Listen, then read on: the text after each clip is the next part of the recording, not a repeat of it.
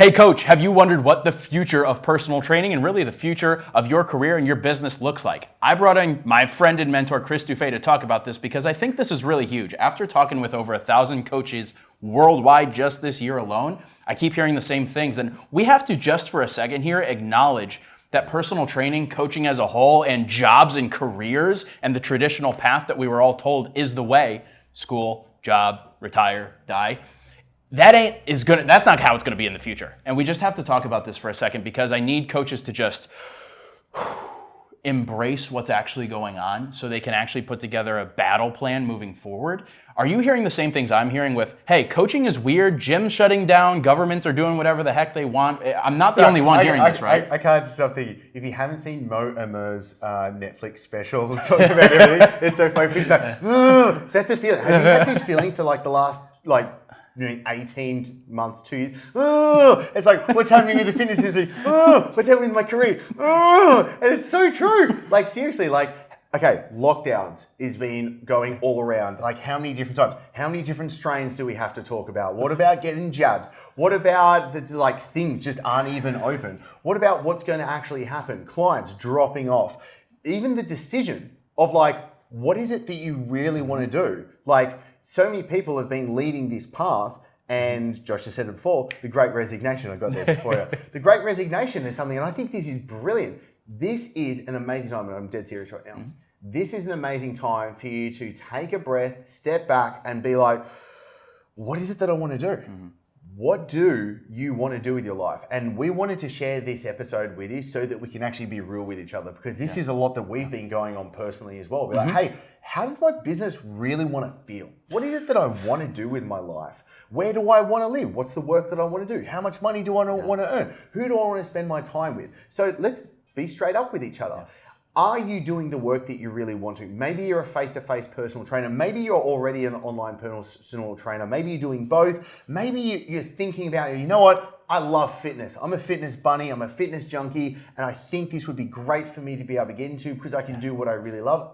Amazing with all of that right now. Mm-hmm. I think that's absolutely incredible. So if you are then able to have the cojones for just a second and say, you know what? I want to make some changes right now. And what is the future of personal training from here moving forward? And I got to be perfectly honest. I was actually on Sam Harris's podcast, and I actually put this in a previous episode, and they were talking about, do you know what I mean, Rona and everything that's been going on isn't really going to finish. We're going to be seeing a lot of this going on until 2024, 25. Do you want to be in this state until 2024, 25 when we're shooting this now? Probably not. Do you mean that's how you get a hernia? That's not fun. So let's break this on down from here. Josh, you've talked with literally thousands of coaches so far this year. What's been the fear factor that you've been hearing? This is going to come out of left field. You wouldn't think this. I think people fear, and this is what I've been told, people fear transitions. People fear letting go of something that is known, familiar, and comfortable to latch on to something that is new, unfamiliar, uncertain, and potentially couldn't work. I think that's particularly with the face-to-face coaches that have been in the industry and have done the early mornings, knowing to train in the middle of the day, come back, train people at night, and they get in that routine. I think people are uncomfortable with change, which I want to come back to you on this one because we've talked about this before in private, and I want to be vulnerable here. You've made several transitions in your career, and you've let go of countries that you've lived in. You've let go of gyms and businesses that you've run and moved on to other things. How do we help people be okay with transitioning and understanding what they're letting go and that there's something way better on the other side? And I actually mean that. Yeah, so it's a great question. Thanks for posing it. I was a personal trainer back in 2008, when the GFC and everything like that went down. And in Australia, it didn't have a great effect back then. There was a little bit, but definitely not what I saw that was actually happening in the US and elsewhere. And so I could still see that effect as a trainer in the gym back then. And it was okay. The next big transition was when I moved from Sydney to Dubai, which literally meant I had to give up all my clients. I sold my house, I sold my car. I knew one person on another side into a country that I'd never been to before. My wife was 6 months pregnant and I had 3 months to get the business up and running to make this happen. pretty silly stuff, if you could be perfectly honest. So for me, the transitions of going to Sydney to Dubai, then when I burnt out as a personal trainer and I really wanted to start an online fitness business and make that my thing to be able to really, to be honest, to provide for my family and for us to live the life that we want, we moved from Dubai to Bali. And that was amazing. But then there was another transition where I fell in love with the business side of things and I stopped being a personal trainer, which I held onto that label for way too long. I stopped being a personal trainer and then I became someone that helped people with their businesses because I just fell in love with the business side. Each one of those times, especially moving from Sydney to Dubai, then going from Dubai to Bali, I burnt my ships. Do I recommend everyone does that? No, that's definitely not the case whatsoever. But you've got to understand, you've got to let go of one thing to move on to another thing. And yes, you can do things like we have a lot of clients that are still holding on to one thing, getting their online clients up, do you know what I mean, to 10, 20, 30 clients, having, do you know what I mean, $6, $8, $10, $12,000 a month of income, and then being like, cool, I'm going to turn this thing off. So we call that a scale method, right? You're just scaling it across. You're going, all right, I'm going to get this thing working at this capacity so that I can stop doing, let's say, face-to-face training, or you can quit your job and you've already got this income, you've already got this work rocking and rolling. So I think that's one of the key things is what is that point that you let go? What's that point? If you can figure that out, I think it's really easy for us to put together the game plan to be like, great, you need this many leads, this many clients with this sort of coaching program set up and you're ready to rock and roll with it. Well, let's help them with that, actually. Let's go into it. Like, what does it look like for you to potentially leave? What does it look like for you to potentially make that leap and jump? Can I make a super spicy recommendation when it comes to personal finance? Yeah. Stop spending all your damn money on stupid stuff. That's caliente. One of the biggest things that have given me a lot of reduction of anxiety around business and sales and money and this uncertain path of coaching and business is the fact that I live on a couple grand a month and I'm not buying the watches and I'm not buying crazy expensive shoes and I'm not always... I don't wear shoes. Yeah, this dude is so in tune with his finances, he's not willing to wear shoes so that he can invest into his future. I think it's really important. I think when especially this is just my kind of philosophy with money at the moment. I think Ramit Sethi's idea, especially about having money dials and where your money dial's at. So for me, my money dials, my number one money dial is convenience. I spend a lot of money to have convenience in my life. And I love it. Do you know what I mean? Because for me, I want things to be made really easy. I want to be very effective and only doing the things that I want to do, which really involves with spending time with loved ones, my family, taking care of my health, business and creative projects. Honestly, that's the 4 things that I like spend my time and my money in. So if you look at my calendar, that's where it's going to. If you look at my bank statement, that's where it's going to as well. So it's just figuring out, do you know what I mean? What is a rich life to you and only having the expenditure in that, not trying to do everything. Yeah, this is really good. I'm glad we're talking about this because I don't hear people talk about this, man. Like, this is the real stuff. And these are the real transitions we've been through as well. I want to go into this though. Sometimes people are so scared about taking the leap and they think about what they're giving up and what the cost will be of them doing what they want to do next. Can you try to show people a little behind the curtain of like what it would be like if you were still a face-to-face personal trainer? Because I remember us talking about how burned out you were. You got to sometimes get a little bit disgusted with where you're at in order to actually pull the trigger and make a change. Yeah. How do we help people understand what's going to happen if they don't pull the trigger? Yeah, well, I think the first thing to realize is you do have to be in a certain amount of pain to be able to make a change, and that's perfectly fine. It's the pain teacher. But I think you've got to realize, what are you missing out from not taking this action? And I don't think most people think about it in a long enough time horizon. For example, let's say, for example, you are earning $100,000 a year doing a job that you don't love, right?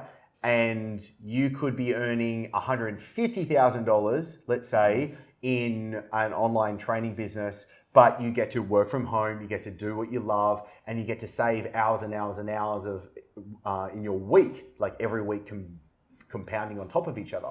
Now, the thing is, after 1 year, okay, you've maybe earned $50,000 more and you've had a little bit more time off. But dude, what's the difference after 3, 5, 10 years down the track with those things compounding and being able to get better as you go? And this is where I don't think people like actually think about, okay, in the first year, can we get your business to 150 grand? Amazing. Yeah. Can we get it to 250 year 2? Can we get it to 500 year 3? And that's the thing, like we've done a model before where it's like really like the performance, we call it the performance curve, it goes upwards. Do you mean it scales up? Because you get better and better and better. And the problem is, especially at the starting, if you look at the performance curve, that part in that very beginning, that first quarter, you're not getting a lot of traction and it's hard and you're grinding and that sucks. So I'm going to use a word that I think is really important here. And it's a word that I've interviewed people, successful people all around the world. And I kept coming up with this: faith. I don't mean that in a religious context. I mean faith within yourself that you will be able to get where it is that you need to be able to go. Can I or Josh guarantee that you're going to have it? Nope. No one's going to. And you should not expect someone to guarantee you to be able to do it. You should be able to back yourself. Yeah, and I think this is a good coaching empowerment moment for everyone, because I just want to tell you right now, if you've been struggling, if you've been thinking about taking the leap, if you're struggling financially right now, if you're not happy with your job, if you're just not where you want to be, you have everything inside of you that you need in order to make this happen. You don't have the strategies. You don't have the skills. You don't have the systems. We do. I've coached 15,000 people online. This dude has run several successful businesses and has built successful teams to run those businesses for him. You've got everything inside of you. Stop looking for an excuse. Stop looking for some external thing. When the government opens up, don't rely on anything other than yourself, because I think we're going through a time in the next 5 to 10 years particularly, but really this is how it always is. The people that are independent thinkers and the people that can hunt and fend for themselves, they're the ones that are going to win.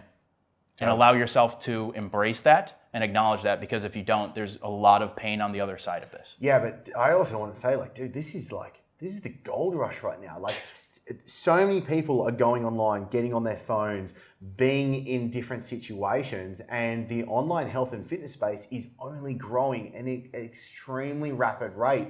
And if you have a passion for helping people with this, dude, do you mean get amongst it? Like, this is your time to shine right now. This is when you can be able to do it. And especially when it comes to like, oh my God, I don't know what to do. Oh, there's so many things. What softwares? Oh, there's 101 different questions.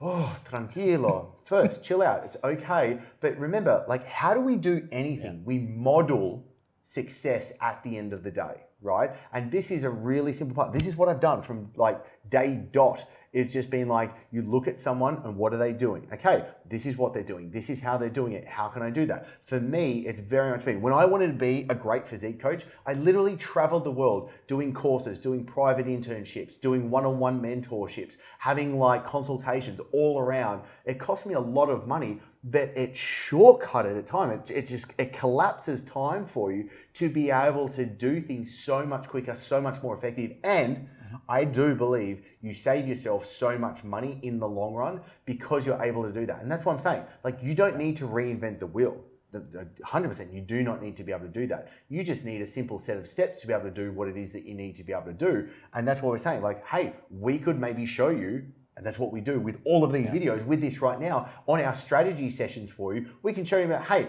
where are you? Where is it that you want to go? What's the straightest line for you to be able to get there? Great, follow that plan. Now it's up to you to be able to follow that plan day in, day out. And if you're committed, then I think you can really do it.